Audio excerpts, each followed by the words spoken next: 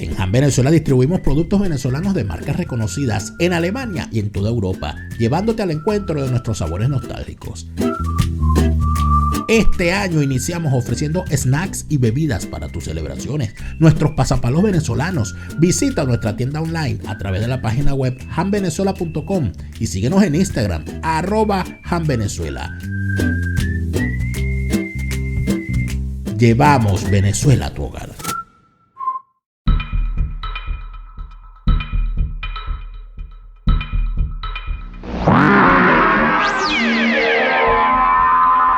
Radio Caracas Televisión presenta Primer Plano. Moderador y director, Marcel Granier.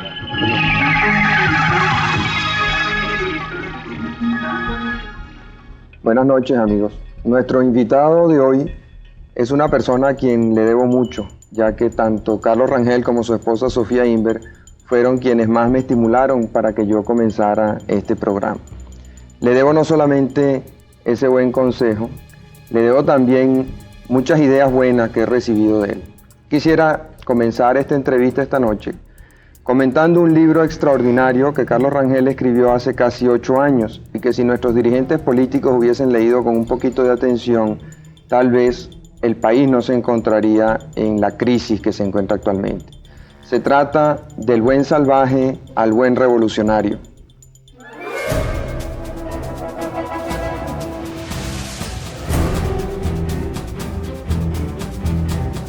Entregarle este gobierno a un civil, un gobierno de transición, sin el bochilla. Sobre mí recayó la responsabilidad, pero en los otros recibes. Volvió a su táctica de buscar apoyo de algunos gobiernos y de organismos internacionales. Esos que desaparecieron en la madrugada gloriosa del 23 de enero.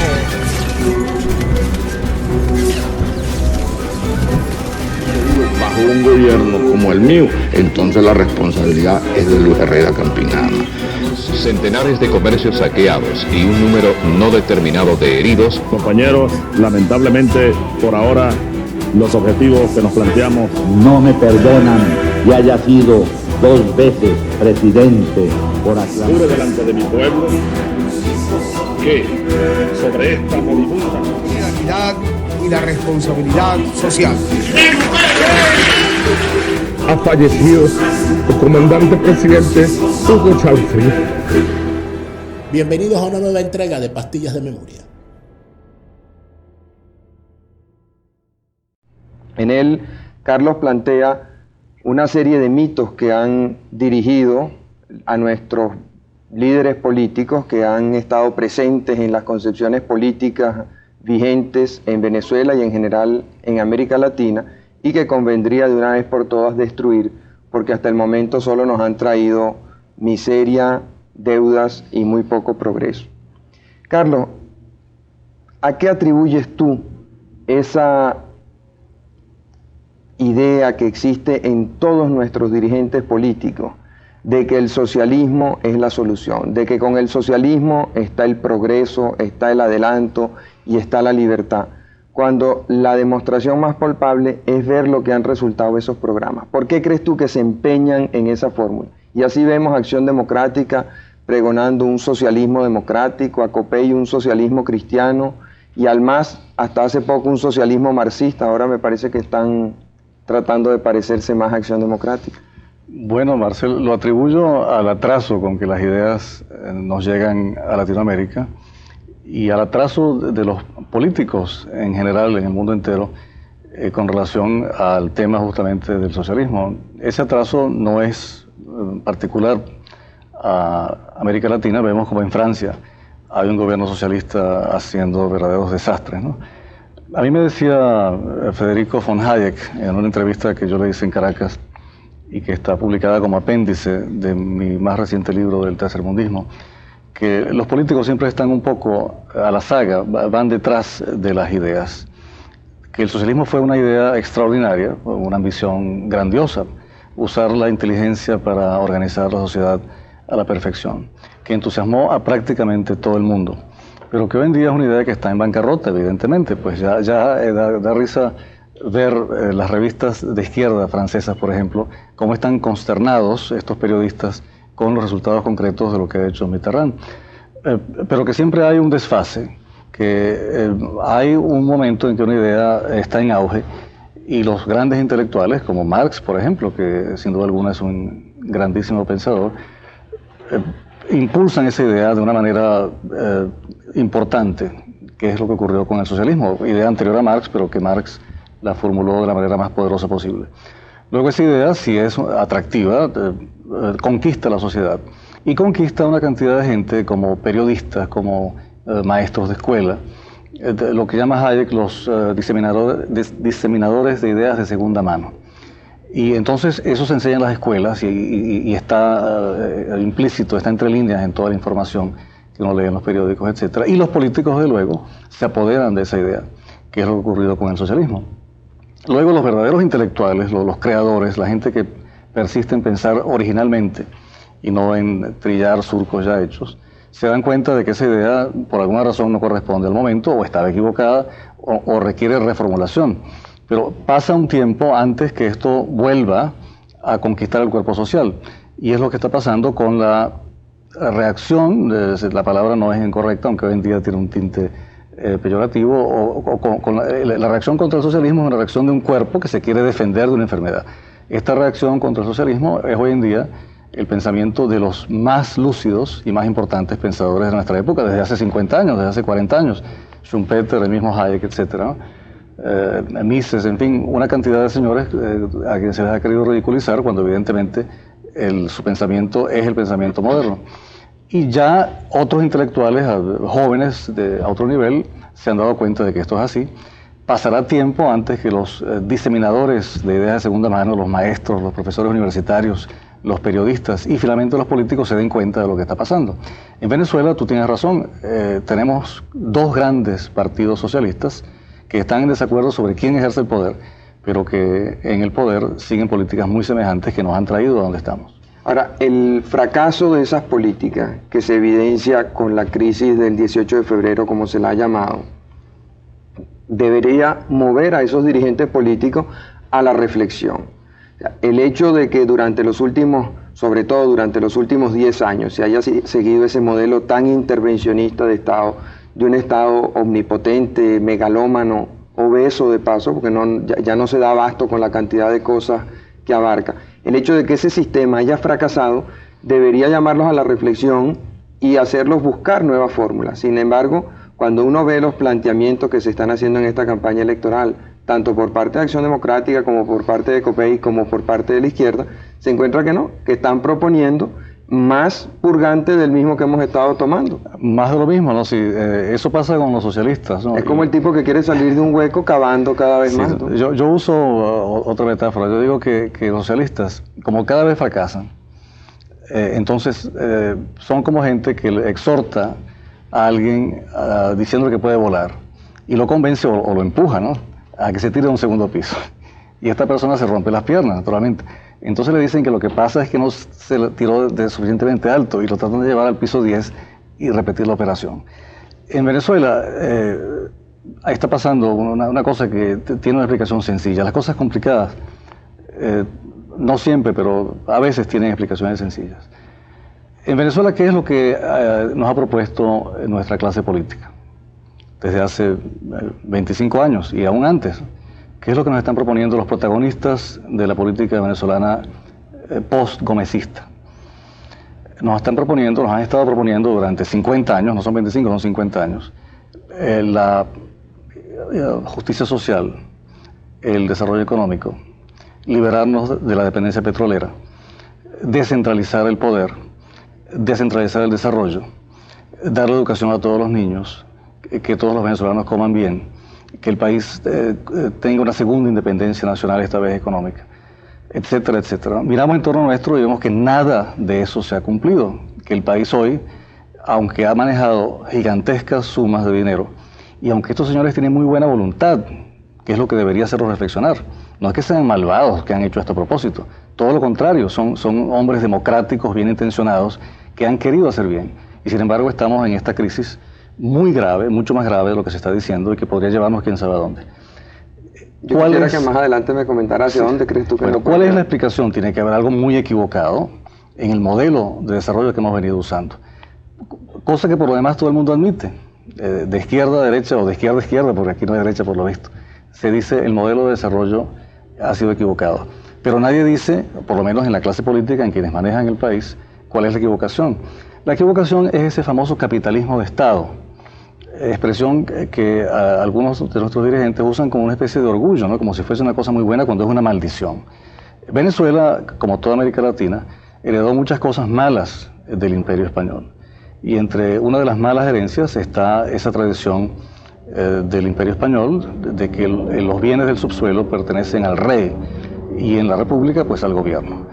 En países donde el petróleo era propiedad del dueño de la tierra donde estaba ese petróleo, la riqueza petrolera se diversificó de una forma automática.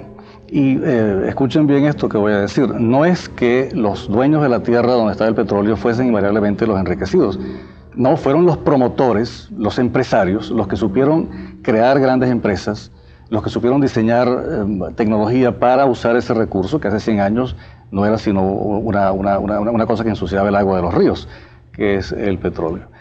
Y entonces se nos objeta que cómo va a ser, que qué maravilla que en Venezuela ha sido el gobierno, el representante de todos nosotros, el Estado, el que ha sido beneficiario, usufructuario de esa riqueza. Porque si la ley aquí fuese como la ley anglosajona, habría una cantidad de ricos del petróleo por accidente. Bueno, yo digo lo siguiente, no hay ricos del petróleo en Venezuela. Repito, no hay ricos, no hay multimillonarios del petróleo en Venezuela, sí los hay. ¿Pero quiénes son? Son los funcionarios públicos ladrones que han transferido esa riqueza de las arcas del Estado a sus bolsillos. Porque aquí, curiosamente, y esa es una de las maldiciones del ánimo socialista, se ve la riqueza privada, la riqueza bien habida, la riqueza habida en negocios, palabra que no tiene nada de peyorativo, aunque en Venezuela se le da, como una cosa escandalosa, ¿no? A Eugenio Mendoza jamás le perdonaron que haber hecho dinero, cuando era un verdadero filántropo, ¿no? Y en cambio vemos a los ladrones del dinero público, que todos sabemos quiénes son, paseándose por las calles y, lo que es peor, por los salones de Caracas, saludados y estimados por todo el mundo. Allí hay algo demasiado enfermo, demasiado corrompido, en el sentido correcto de la palabra. De manera que si no hubiera sido por esa herencia legal española que le ha dado al Estado, es decir, a los gobiernos, toda esa riqueza para que dispongan de ella a su antojo, no estaríamos donde estamos.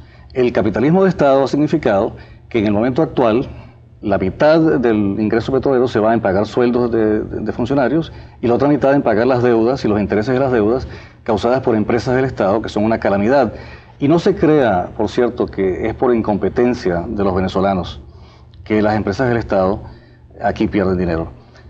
Donde quiera las empresas del Estado pierden dinero. En los países comunistas, que es donde el socialismo está en su estado perfecto, donde el Estado es dueño de todo, la bajísima productividad de las empresas del Estado y de la agricultura, que también es del Estado, es lo que causa esos bajísimos niveles de vida y esa escasez permanente y esa desesperación de la gente por huir. Además de otra cosa que después mencionaré. En los países de socialismo a medio camino, como es Francia en este momento, Francia, un país con una gran tradición industrial, vemos que Mitterrand, al llegar al poder, pone en marcha nuevas nacionalizaciones, porque ya antes las había habido.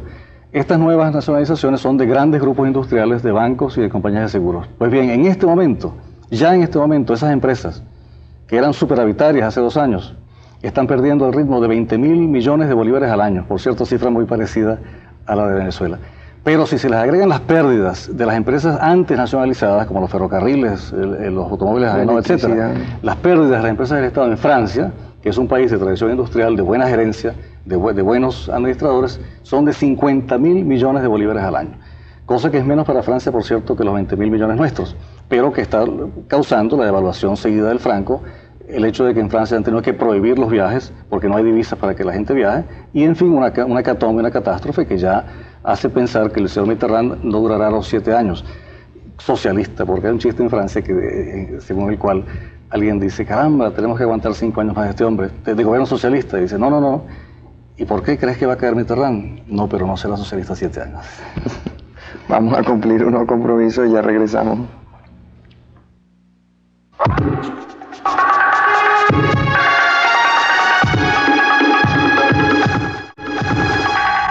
En los últimos 10 años, los gobiernos venezolanos han gastado más dinero que la suma de todos los gobiernos que ha tenido este país desde que Cristóbal Colón lo descubrió en 1498. Sin embargo, ese dineral que se ha gastado en los últimos 10 años ha servido para crearnos la deuda, el mono, como se dice en buen criollo, más monstruoso que jamás ha conocido el país. Y en este momento nos encontramos con que ni sabemos en qué utilizamos todo ese dineral porque se perdió, ni sabemos cómo vamos a pagar, lo que es lo peor. ¿A qué atribuyes tú ese despilfarro increíble que hemos visto en los últimos 10 años? Si había, como tú dices, gobiernos bien intencionados que querían el bienestar del pueblo, que querían mejorar la calidad de vida de los venezolanos, que querían disminuir en lo posible las desigualdades que existen en la sociedad venezolana, que querían hacernos más libres. Que querían combatir la corrupción. Que querían combatir la corrupción. Y tenemos más corrupción, menos libertad, más desigualdades y peor nivel de vida del que teníamos hace 10 años cuando éramos todavía pobres pero honrados.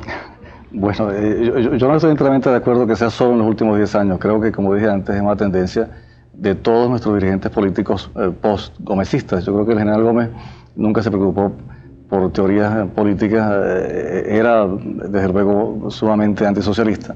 No sé si se daba cuenta de toda la trascendencia de esa posición política. Creo que los gobiernos que le siguieron de López y Medina tampoco tenían ese problema planteado de una forma inmediata, puesto que Venezuela era un país rural con un ingreso petrolero creciente y no estaba ideologizada la política en Venezuela. Pero todos nuestros dirigentes posteriores, pues quienes nos han gobernado, inclusive Pérez Jiménez también, porque hay cierta continuidad que hoy se niega, pero que existe, pues. Toda la idea de las empresas del Estado es de Pérez Jiménez, no es de esta democracia. Hay en Venezuela una ruptura, en el sentido cabal de la palabra, en 1945, y todos quienes nos han gobernado desde entonces tienen la misma pasión estatista.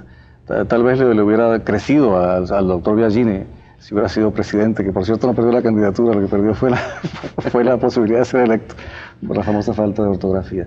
Yo decía antes que la explicación de las cosas complicadas puede ser sencilla. Ha sido el capitalismo de Estado, que es una maldición, evidentemente. Todo ese dinero ha ido a parar a las manos del Estado, que significa a las manos de los gobiernos. Esto, unido al ánimo socialista, ha hecho que los gobiernos se empeñen en forzar el desarrollo. Lo que sí ha ocurrido en los últimos 10 años, sobre todo en los 5 anteriores, fue eso, la idea insensata que le costó el trono al Shah de Irán, de que con dinero se puede forzar el desarrollo. Y evidentemente, junto con esto, la idea de dar a la población, a los trabajadores, como dicen ellos, unos beneficios sociales, una protección social, que no pueden ser tampoco decretadas artificialmente. En estos días se ha puesto de moda por decir que todos tenemos la culpa, ¿no? Y yo digo que no, yo no tengo la culpa, ¿no? Allá ellos, ¿no? Eso me recuerda el cuento de un señor a quien llevaron ante un juez acusado de haber causado un incendio, y el juez, que un poco eufemísticamente le dice, ¿con qué hemos causado un incendio? El hombre dice, usted lo habrá causado, yo no. Yo tengo aquí, lo traje a ver, naturalmente, por accidente, un artículo que yo escribí el 24 de junio del 74, aquí está, en el Diario Nacional. Para dar un ejemplo de cómo, no únicamente yo, multitud de gente ha estado objetando lo que estaba pasando. Eso se refiere a la ley contra despidos, ¿no? Y yo digo que es una ley malthusiana, esto es el momento en que estaba siendo introducida al Congreso por Carlos Andrés Pérez, ¿no? Ley malthusiana, pesimista, paralizante, basada en la hipótesis inaceptable, en primer lugar, para el gobierno, de que en lugar de expansión, las medidas económicas que el gobierno estaba introduciendo a la vez, lo que van a producir es estancamiento y hasta retracción. Y que por lo mismo, en vez de confiar en que a corto plazo habrá amplia oferta de nuevos empleos, la reacción espontánea de la economía ante las medidas que el gobierno está tomando, ¿no? Tal vez tenga razón en pensar que iba a ser así, no puede ser sino de colapso en la oferta de empleo desde los niveles ya insuficientes en que se encontraba, por lo cual será preciso congelar compulsivamente ese bajo nivel para que no baje más todavía. La ley contra despidos injustificados haría de todos quienes actualmente tenemos un empleo privilegiados irrevocables con relación a todos los desempleados y con relación a todos los jóvenes que ingresen por primera vez al mercado de trabajo. Por lo mismo, dificultaría hasta hacerla prácticamente imposible la reorientación de la actividad empresarial hacia áreas juzgadas prioritarias, pero que hasta ahora habían sido descuidadas. Por último, podriría de tal manera los mecanismos de negociación colectiva y además los resortes administrativos y psicológicos sobre los cuales se basa la buena marcha de toda empresa, que hará imposible pues todo crecimiento. Yo preguntaba al presidente Pérez en ese momento, 24 de junio del 74, ¿cómo podría él manejar el país si sus ministros y en general el alto tren de empleados que él tenía y que tuvo hubieran sido inamovibles? Pues ese es el tipo de error que no han cesado de cometer nuestros gobernantes. Y todo se debe a esa omnipotencia que da la concentración de poder en el Estado, la idea de que puesto que el Estado tiene dinero hay que fundar empresas, puesto que hay que forzar el desarrollo, entonces no basta el dinero que está ingresando, sino hay que tomar prestado antes de que sean más caras las cosas, que era el argumento, por cierto, de Carlos Andrés, muy bien intencionado. Pero como tú dices, lo asombroso es que ante los resultados deplorables que estamos viendo, nuestros dirigentes políticos nos ofrezcan más de lo mismo, que nos lancemos del piso 10. Y la otra cosa que yo quería decir antes, que dije, la diré luego, es que una de las razones por las cuales todo el mundo quiere huir de los países comunistas no es solo la pobreza, sino la falta de libertad. Ahora, hay una conexión exactamente discernible entre la omnipotencia del Estado y la falta de libertad. Allí donde el Estado es dueño de todo, no hay sino un empleador, y nadie puede cambiar de empleo ni renunciar, y finalmente los gobiernos terminan por cerrar las fronteras para que la gente no huya. Una cosa de la cual no se dan cuenta nuestros dirigentes políticos es que por la vía que nos han traído, están amenazando no solamente la economía, que ya está en ruinas, sino amenazando la libertad política en Venezuela. Si continuamos dándole al Estado, o si tolerando la omnipotencia del Estado en Venezuela, llegará el momento en que nadie se atreverá a disentir de los gobiernos, en que decir estas cosas que estamos diciendo esta noche Marcelo Granier y yo en este programa sería peligroso. No hemos llegado allí, pero tenemos el ejemplo. México ha retrocedido por la misma vía del capitalismo de Estado más atrás que nosotros. En México el gobierno intimida a la gente. En México, cuando hubo la crisis económica reciente, muy parecida a la de Venezuela, los empresarios se atrevieron a publicar un comunicado y casi los meten presos. Aquí no hemos llegado todavía a eso, pero si el Estado continúa concentrando poder, en vez de ponerse la clase política como meta prioritaria, desconcentrar el poder del Estado, llegaremos a no poder hacer programas de televisión como este. Dentro de ese camino de social... y no porque nadie lo quiera, Marcelo. Es decir, no es que nadie esté complotando hacer esto. Sería una evolución que cuando la tengamos encima habrá ocurrido sin que nadie la quiera. Ahora, yo quisiera insistir un poco en el porqué de esa insensatez. Yo comprendo que, está bien, del Imperio Español heredamos las leyes de Minas, también creo que heredamos la vocación absolutista del Estado. Esa idea de que el gobierno, porque es gobierno, todo lo sabe y todo lo sabe mejor que uno, y por eso vemos al ministro de Fomento que todos los días nos da su acostumbrado regaño, dice de qué color tienen que ir vestidos nuestros hijos al colegio, porque él sabe mejor que si van de camisita amarilla, los preescolares aprenden más, y de camisita roja los de primaria se les aguza la inteligencia, y de pantaloncito azul los de secundaria pues parece que aprovechan mejor las enseñanzas que reciben. Y no solamente es en esa materia, sino en todo. Aquí tú dices, el Estado todavía no ha querido controlar más la opinión, pero la importación de papel depende de exoneraciones del Estado y depende de que recádite de divisas a 430, y ese es un poder que tiene el Estado sobre la prensa que puede ejercer en cualquier momento. Y si este desastre económico en el que nos llevan continúa, pues muy pronto, si no ellos, porque son bien intencionados y son demócratas de buena fe, quienes lo sucedan, que a lo mejor no son ni tan bien intencionados, ni tan demócratas, ni tan de buena fe, pues tendrán el instrumento en su mano. No, ellos mismos, porque te repito que esas cosas no pasan a veces porque nadie las quiere definitivamente, sino porque están escritas en los hechos. Yo en ese sentido quisiera referirme a un caso concreto que yo creo que es muy interesante. Aquí, con toda esa fanfarronería tercermundista que nos ha caracterizado en los últimos tiempos, nacionalizamos la industria petrolera utilizando fundamentalmente pretextos económicos. O sea, se dijo que la nacionalización petrolera le daría al país más independencia, más autonomía, lo haría más rico, lo haría aprovechar sus riquezas de una manera más inteligente.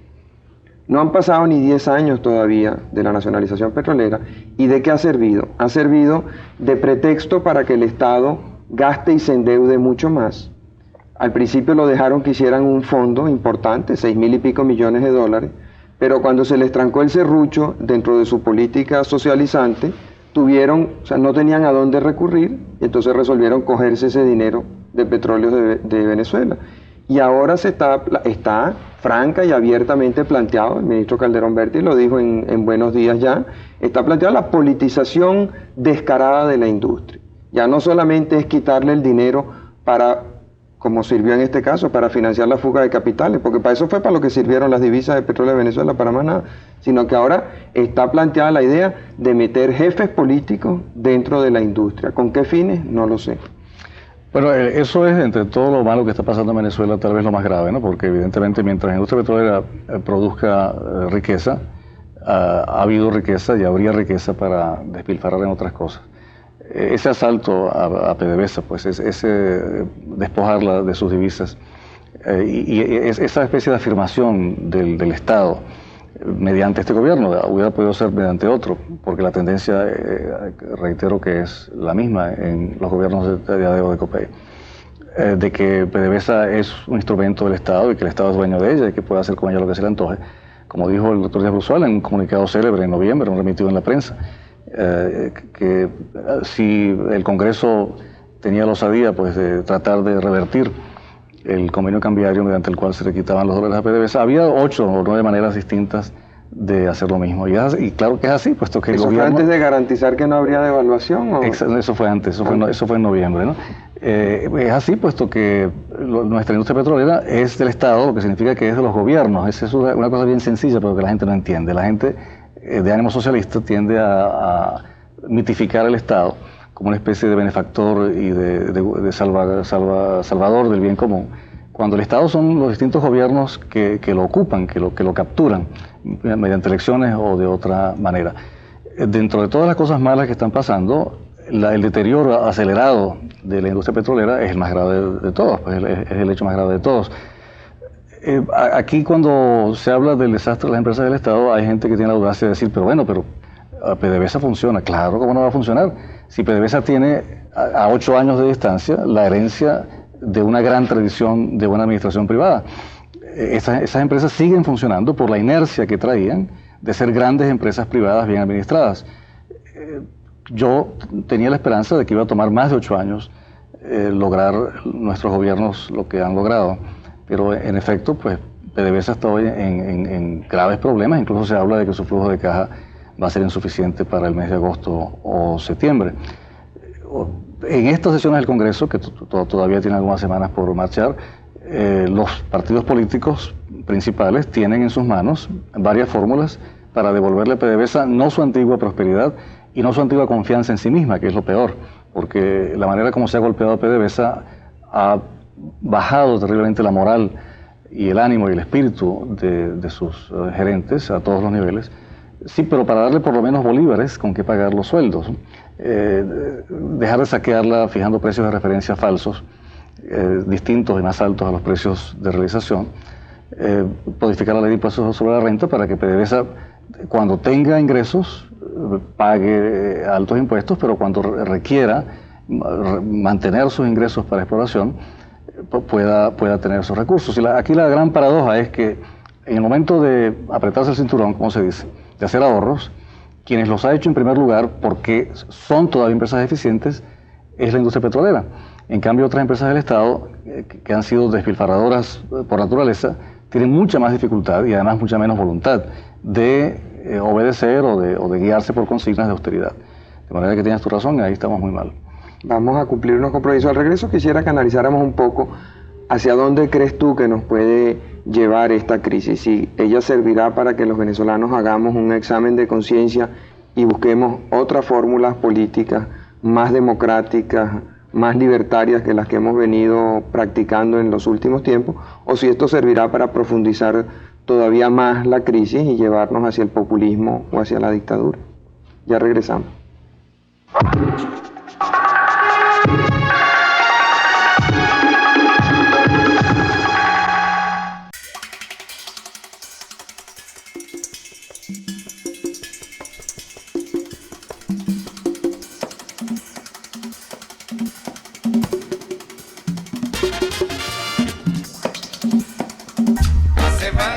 Muchas gracias.